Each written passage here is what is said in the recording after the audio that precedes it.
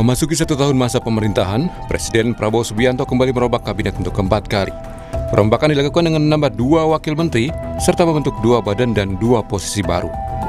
Presiden Prabowo melantik 2 wakil menteri, yaitu Ahmad Wiyagus sebagai Wakil Menteri Dalam Negeri dan Benjamin Paulus, Wakil Menteri Kesehatan.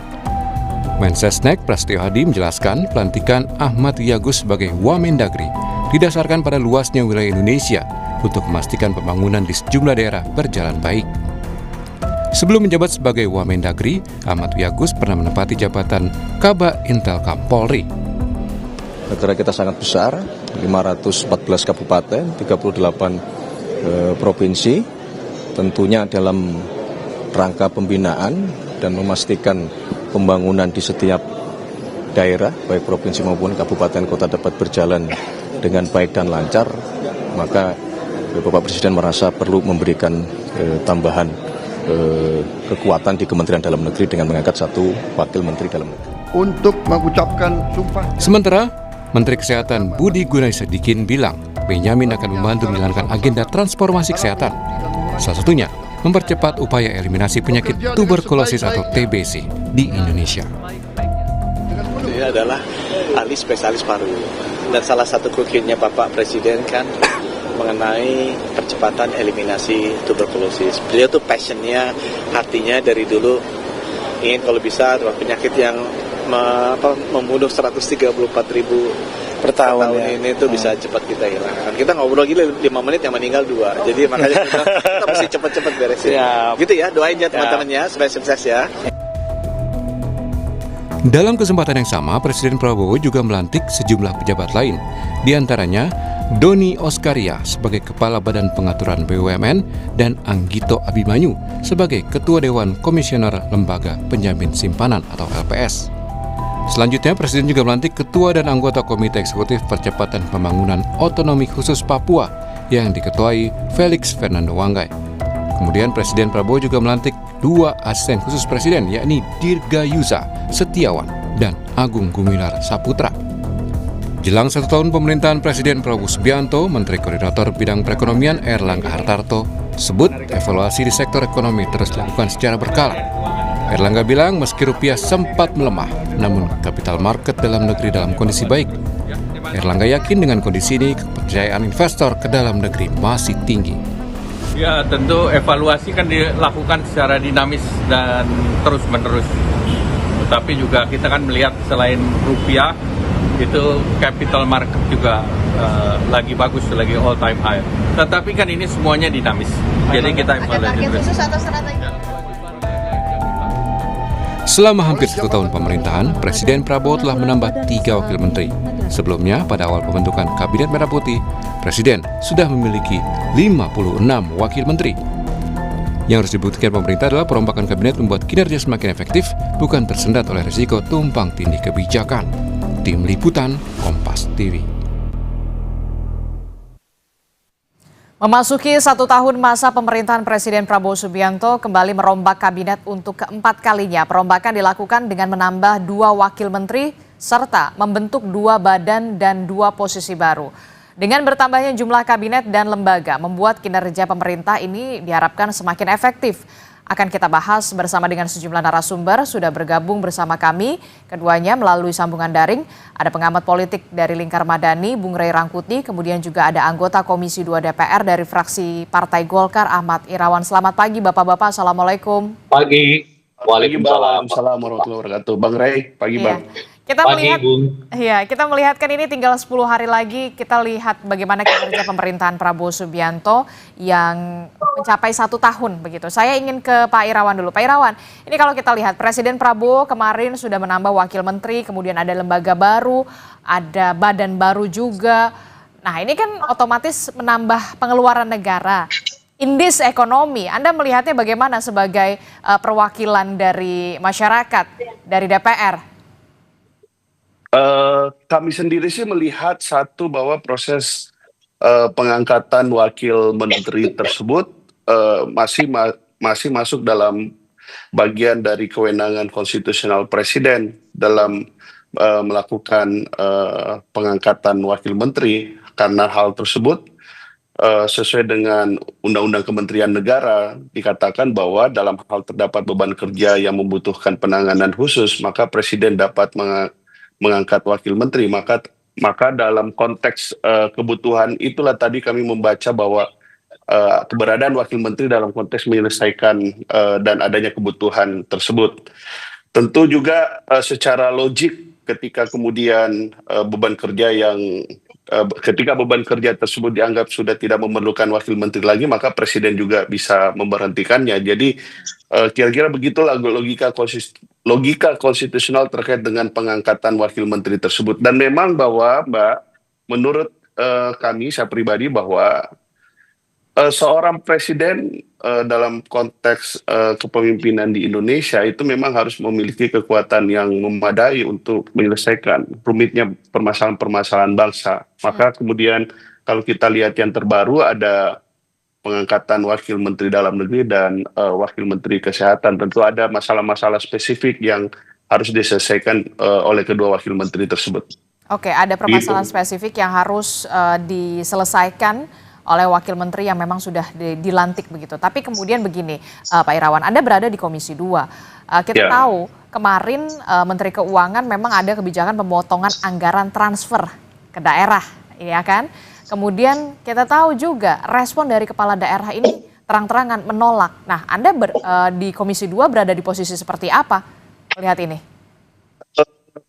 Satu hal yang perlu kita clearkan dulu bahwa posisi wakil menteri itu posisi yang berbeda dengan derajat dan kualitasnya dengan posisi menteri. Tentu juga itu berbeda, konsekuensinya berbeda juga dalam hal fasilitas dan lain-lain sebagainya gitu.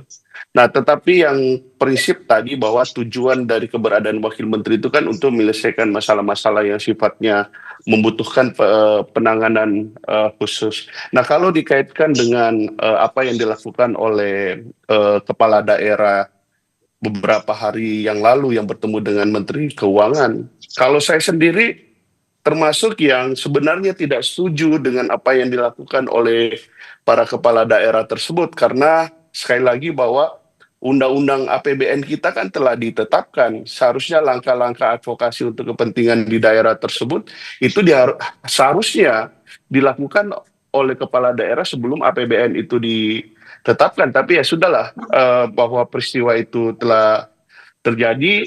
Satu hal bahwa apa yang disampaikan oleh para kepala daerah tersebut tentu akan menjadi pertimbangan Presiden, menjadi pertimbangan DPR sebagai satu masukan bahwa ke depan apa yang disampaikan oleh berbagai kepala daerah tersebut harus menjadi bagian penting dalam proses kita dalam penyusunan APBN. Meskipun kami sejak awal di Komisi 2 memahami apa yang dilakukan oleh para kepala daerah sekarang, karena memang pemotongan dana transfer ke daerah tersebut tentu akan memberikan dampak yang nyata bagi daerah-daerah tersebut. Oke, saya ke Bung Rey. Bung Rey, bagaimana Anda melihat ini, Bung Rey? Ya, sebetulnya dari diskusi kita ini sudah tercermin bahwa yang dibutuhkan itu bukan penambahan jumlah wamen. Yang dibutuhkan itu adalah satu, segera perbaiki APBN kita terkait dengan transfer dana ke daerah. Dan untuk menjawab itu tidak menambah wamen, tapi menjawabnya ya bisa nggak dana yang sekarang di nasional itu segera ditransfer ke pemerintah daerah. Nah, yang kedua, kesulitan kita secara umum sekarang sebetulnya bukan lagi administratif, tapi kesulitan kita itu adalah eksekutorial yang harus berbanding lurus dengan makin minimnya tingkat korupsi. Nah, tapi lagi-lagi yang dijawab oleh Presiden itu adalah justru menambah administrasinya dan belum tentu kepada tingkat pengawasannya, alias apakah setelah penambahan jumlah wamen ini dan beberapa pejabat di bawahnya itu otomatis akan memangkas tingkat korupsi gitu. Kan sebetulnya persoalan kita tingkat di dua itu, kalau yang sifatnya desain sistem macam-macam, saya kira udah selesai lah itu gitu. Nah, yang ketiga adalah soal efisiensi dan efektivitas. Kan kita nggak pernah mendengar teori kalau mau efisien dan efektif itu tambahin jumlah orang gitu. Yang ada kita dengar itu kalau mau efisien dan efektif itu kurangi strukturnya, kurangi jumlahnya, kurangi bebannya dan sebagainya. Nah, ini semua nampaknya langkah-langkah Presiden ini bertentangan dengan tujuannya sendiri gitu loh. tujuannya itu untuk mempermudah, ya dengan menambah banyak orang ya mempersulit, akan lebih banyak lagi birokrasi. Misalnya begini kan, kalau kita dengar argumen mengapa UAMN ditambah jadi 3 karena kita punya daerah yang sangat luas dan sebagainya. Sepanjang sejarah daerah kita ya begitu-gitu aja. Kan luas bangsa kita ini Sabang sampai Merauke nggak pernah nambah. Aha. Tapi yang kemudian diharapkan adalah begini, ketika ada penambahan wamen, ada kepala badan dan segala macam itu kinerjanya begitu ya benar-benar efektif atau enggak Anda melihatnya selama setahun ini? Nah, itu dia makanya kan kalau mau efektif itu justru bukan dengan menambah orang, mempersingkat, kan kita bisa dibantu oleh teknologi. Nah sekarang misalnya kalau kita ambil kasus dengan gubernur-gubernur itu, nanti kan akan dibuat nanti mekanismenya, kalian ngadu deh ke wamen yang sono, yang Indonesia bagian timur, ngadunya ke Indonesia yang bagian barat. Jadi justru itu seperti melindungi menterinya sendiri dan kemungkinan bertemu dengan kepala-kepala daerah gitu. Karena harus dibuat dulu birokrasinya, ketemu dulu dengan wamen yang di sana, ketemu wamen yang di sini. Gitu. Padahal dengan telepon sekarang, dengan Zoom sekarang, macam-macam, semua orang bisa berkomunikasi kok.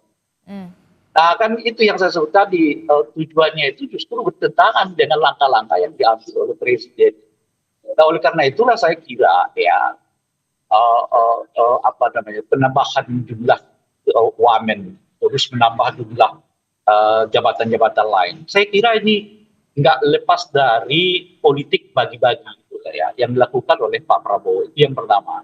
Jadi masih banyak mungkin orang-orang di luar sana yang belum mendapat nih jabatan. Ya. Oleh karena itu buat struktur barunya, masukkan mereka ke dalam jabatan yang dimaksud. Oke, Pak Irawan, Anda responnya bagaimana? Tapi tunggu dulu, satu lagi ya. Kalau yang terkait dengan wamen di Kementerian Dalam Negeri dan wamen di Menteri Kesehatan, saya melihatnya itu bagian dari upaya untuk mencoba mengeliminasi kekuatan-kekuatan lain yang masih berhubungan dengan Pak Jokowi gitu loh. Oke. Menteri Tito itu kan dibawa oleh Pak Jokowi. Menteri yang sekarang kesehatan juga dibawa oleh Pak Jokowi. Nah sekarang mungkin secara perlahan mereka tetap berada di dalam posisi yang sama, tetapi kewenangannya udah mulai ditransfer ke wakil-wakil ini, gitu. Alias Menteri Dalam Negerinya, Menteri Kesehatannya nggak lebih dari sekedar administratif, bukan lagi mungkin nanti pengambil kebijakan yang strategis. Oke, bagaimana respon Anda Pak Irawan terkait dengan apa yang ditanggapi oleh Bung Rey Rangkuti soal bagi-bagi, kemudian soal meminimalisir juga tugas dan kewenangan dalam tanda kutip menteri yang kemudian dibawa oleh Presiden sebelumnya Joko Widodo. Anda punya jawaban soal ini? Kalau itu kan pendapat Bang Rey, tapi kalau saya melihat ada 3 hal. Satu, yang pertama kita memiliki banyak persoalan bangsa. Yang kedua adalah kaitannya dengan adanya kebutuhan untuk menangani persoalan secara spesifik. Yang ketiga, ekspektasi publik yang meningkat. Inilah yang kemudian yang ditangkap oleh Presiden sehingga mengambil satu kebijakan untuk dilakukan penambahan wakil menteri tersebut, meskipun memang dalam konteks reformasi birokrasi, dalam konteks efisiensi kan tidak harus juga bahwa pendekatannya satu urusan, satu lembaga atau satu pejabat, tetapi sekali lagi kalau kita kembalikan pada perspektif konstitusional tadi bahwa keberadaan wakil menteri itu sebenarnya dalam rangka untuk sekali lagi menangani beban kerja yang membutuhkan penanganan spesifik, maka Presiden dapat mengangkat wakil menteri dan logikanya jika kemudian bahwa beban kerja tersebut sudah tidak ada lagi, maka dalam konteks kewenangan Presiden maka kita tidak memerlukan wakil menteri lagi. Jadi Presiden juga berwenang untuk memberhentikan gitu. Saya sih melihatnya dalam 3 hal tersebut gitu. Oke, berarti menurut Anda cukup efektif ya untuk membantu kinerja pemerintah begitu ya dengan adanya wakil menteri dan juga badan-badan baru yang kemudian dibentuk oleh pemerintah pusat. Dalam praktiknya itu sangat efektif karena sekali lagi keberadaan wakil menteri sebagai contoh ketika menteri sedang berhalangan atau sedang keluar kota atau mendapat penugasan presiden yang lain, maka wakil menteri bisa mengganti menteri gitu berdasarkan penugasan. Jadi ada banyak hal lah dalam relasi kami bersama pemerintah, keberadaan wakil menteri tersebut sangat membantu presiden gitu. Tidak khawatir ada tumpang tindih tugas dan juga kewenangan di sana misalnya antara menteri, kemudian ada badan khusus, ada utusan khusus. Bagaimana bisa memastikan ini berjalan? Tentu tidak ada tumpang tindih karena keberadaan badan, menteri, wakil menteri dan sebagainya tersebut termasuk utusan tersebut, tentu mereka bekerja berdasarkan mandat yang diberikan dan kewenangan yang diberikan oleh undang-undang, oleh peraturan pemerintah atau oleh instruksi presiden. Jadi memiliki batasan, misalnya wakil menteri ya bertanggung jawabnya kepada menteri yang bertanggung jawab kepada presiden, dan misalnya wakil menteri misalnya bertindak ke dalam mengkoordinasikan direktorat jenderal atau mengkoordinasikan proses birokratisasi di dalam kementerian tersebut. Jadi tidak ada tumpang tindih, termasuk kemudian kalau kita lihat badan-badan yang dibentuk oleh pemerintahan saat ini oleh presiden, itu badan-badan yang sebenarnya menangani satu tugas yang spesifik, seperti contoh Badan Gizi Nasional, ya dia akan fokus pada program makanan bergizi tadi. Jadi tidak ada tumpang tindih, dan kalaupun itu saya lihat ya pengaturan tersebut telah cukup bagus dalam berbagai regulasi yang dibuat oleh pemerintah untuk menghindari tumpang tindih kewenangan tadi. Oke, jadi tidak ada mengakomodir atau bagi-bagi itu tidak ada ya, seperti apa yang pendapat oleh Bung Ray Rangkuti menurut Anda? Kalau saya, penilaian saya, pendapat saya sebagai anggota DPR bahwa konteks pengangkatan wakil menteri, terus kepala badan dan lain-lain tersebut yang jadi pendapat Bang Ray tadi, saya tidak melihat itu dalam konteks bagi-bagi jabatan. Saya melihat dalam konteks 3 hal. Satu, bahwa menyelesaikan rumitnya berbagai persoalan bangsa. Yang kedua tadi adalah ekspektasi publik yang tinggi gitu, sehingga membutuhkan penanganan secara khusus. Yang ketiga adalah dalam rangka proses akselerasi, sebenarnya justru bisa memotong rantai birokrasi dan tanggung jawabnya tersebut langsung kepada presiden. Oke, Anda mengatakan menyinggung soal ekspektasi publik yang meningkat begitu ya, banyak permasalahan yang semakin kompleks begitu ya. Anda melihat dengan adanya, taruhlah kita contoh Badan Gizi Nasional, kita tahu program MBG ini sudah memenuhi, sudah bisa diselesaikan oleh BGN? Ya, ini kan program baru, badan baru. Tentu bahwa ada kekurangan-kekurangan itu yang harus kita perbaiki gitu. Oke, saya ke Bung Ray. Bung Ray, bagaimana respon Anda memenuhi ekspektasi publik yang terus meningkat begitu dan juga permasalahan negara yang semakin kompleks? Masalah kita apa ya? Masalah bangsa negara kita ini apa? Maksud sih makin hari masalahnya makin besar, masalahnya yang makin kecil dong. Kan ini kan kelanjutan. Kan mestinya di zaman Pak Jokowi itu masalahnya besar, dilanjutkan oleh Pak Prabowo dengan masalah yang makin mengecil. Dan itu asumsinya, kecuali ada perubahan drastis yang dilakukan oleh Pak Prabowo yang meninggalkan kebijakan masa lalu. Ini kan tidak ada. Di zamannya Pak Jokowi sudah dianggap, sudah diklaim masalahnya kita makin mengecil. Loh kok sekarang masalahnya makin membesar? Itu kan bertentangan lah gitu. Nah, itu satu. Nah yang kedua adalah, kan misalnya lah kalau kita buat soal Kementerian Dalam Negeri, kan kita udah tahu masalahnya, terang benderang tuh. Daerah itu kekurangan uang untuk membangun. Loh kok diselesaikan dengan menambah jumlah wamen gitu loh, oleh presiden gitu. Kan itu. Nah yang kedua, nggak perlu ada lagi yang disebut dengan wamen itu Indonesia Timur. Nah kita ini kan otonom daerah-daerahnya itu. Daerahnya itu ya diberi kesempatan yang sangat luas untuk mendesain sendiri kerangka pembangunan yang mereka inginkan di luar 5 hak yang dimiliki oleh pemerintah pusat. Justru kewenangan Menteri Dalam Negeri itu hak oleh otonomi daerah dipangkas, bukan diperluas gitu loh. Biarkan daerahnya sendiri yang jalan. Nah kalau soal koordinasi, ya ini kayak kita masih di tahun 70-an, 60-an. seolah-olah nggak ada Zoom, ya seolah-olah nggak ada ini, nggak ada itu. Semua udah bisa sekarang kok. Makanya kita kalau sekali lagi loh ya, masalah utama kita itu sekarang bukan lagi administrasi, bukan lagi desain tata kota, desain tata kenegaraan macam-macam, desain sistem. Masalah kita itu korupsi. Kalau korupsinya ini bisa kita tekan, ya saya kira banyak hal yang juga bisa kita lakukan dengan segera. Lah ini menjawab korupsi itu salah satunya memperkecil jumlah pejabatnya. Karena yang sering kita dengar itu adalah makin banyak pejabat, uang negara makin banyak ke mereka, tapi pengawasannya lemah dan terjadilah korupsi di dalamnya. Kan tagline-nya Pak Prabowo itu jelas, bocor.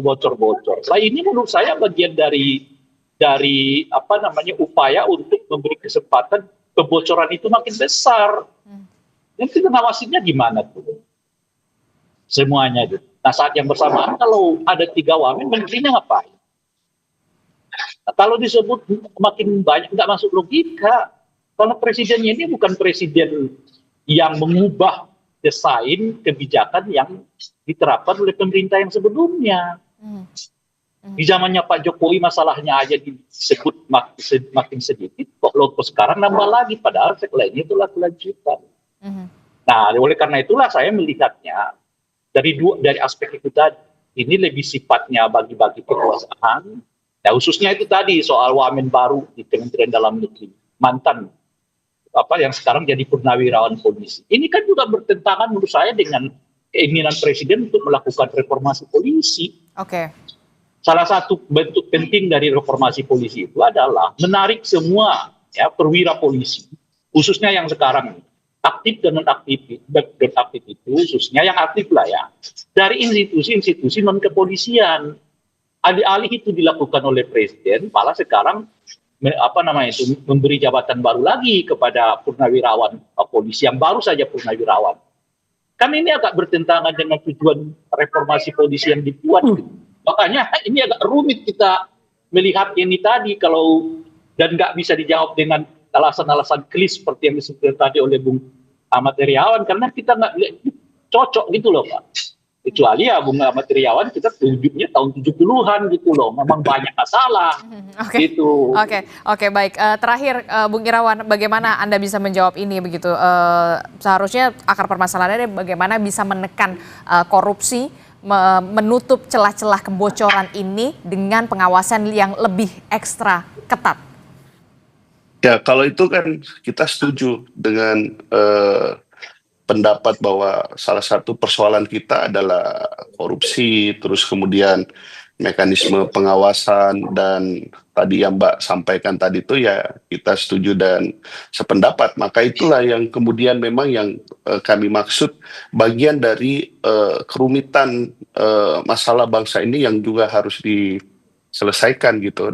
Dan saya melihat bahwa relevansi dan keberadaan dari wakil menteri tersebut ya tentu untuk menangani kebutuhan-kebutuhan yang spesifik tadi tersebut, dan agar tidak kemudian terjadi tumpang tindih terus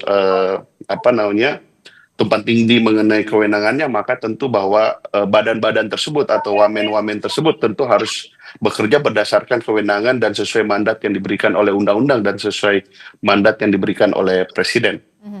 Oke, saya bisa membayangkan begitu ya, kalau karyawan saja, company saja, kita satu orang dituntut untuk bisa mengerjakan banyak hal, multitasking begitu ya. Saya juga berharap seharusnya juga seorang pejabat negara, pelayan pemerintah juga bisa multitasking untuk bisa memenuhi ekspektasi publik. Terakhir Bung Rey. Ya, tetapi ini berbeda Mbak antara pengelolaan korporasi dengan pengelolaan lembaga negara, apalagi dengan model pemerintahan kita, ada yang pemerintahan yang sifatnya nasional dan ada pemerintahan daerah kalau misalnya Bang Rey tadi menyampaikan itu. Dan Kemendagri tersebut tidak hanya sekedar mengurusi daerah, tapi politik dalam negeri secara keseluruhan dan juga kaitannya dengan stabilitas politik pemerintahan dalam negeri. Gitu. Terakhir Bung Rey, singkat saja. Ya memang beda, kalau ada beda-bedanya di mana? Kalau yang satu non politik, yang satunya politik. Maka kalau ada penambahan jabatan seperti yang sekarang, yang paling bisa kita lihat itu dalam kerangka politik. Makanya tadi, satu politiknya apa? Bagi-bagi kekuasaan. Kedua, ya mungkin bahasa lebih simpel lah. menjaga menteri dalam negerinya maupun Menkesnya gitu loh. Ini kan yang dimasukkan ini adalah orang-orang yang mungkin potensial akan menggantikan kedua beliau itu. Karena Menkes dan menteri dalam negerinya ini kan ya masih sangat kuat irisannya dengan Pak Jokowi, kira-kira begitulah. Nah, yang ketiga adalah membuat supaya seolah-olah ada masalah yang begitu besar, padahal masalahnya adalah korupsi. Tapi justru dengan dengan penempatan dua kementerian ini, dua men ini, justru menurut saya membuka peluang makin banyaknya kemungkinan kebocoran anggaran negara kita di tengah daerah-daerah kita ini sedang menjerit karena mereka dipotong ya bagiannya demi mengongkosi ya jabatan-jabatan baru yang dibuat oleh presiden ini. Oke, kita akan tunggu bagaimana kinerja selama setahun ini begitu ya, supaya bisa memenuhi ekspektasi publik seperti apa yang dikatakan oleh Pak Irawan begitu dari Komisi 2 DPR. Tentu saja kita harapkan para pembantu presiden ini bisa memenuhi ekspektasi publik, bekerja untuk bisa lebih gas lagi sesuai dengan tagline dari Presiden Prabowo Subianto pada saat kampanye. Terima kasih anggota Komisi 2 DPR RI dari fraksi Partai Golkar, Bung Ahmad Irawan, kemudian juga ada pengamat politik dari Lingkar Madani, Bung Ray Rangkuti telah bergabung bersama kami. Sama-sama. Terima kasih, Pak. Assalamualaikum. Iya, sama-sama. Sampai ketemu ya. Waalaikumsalam.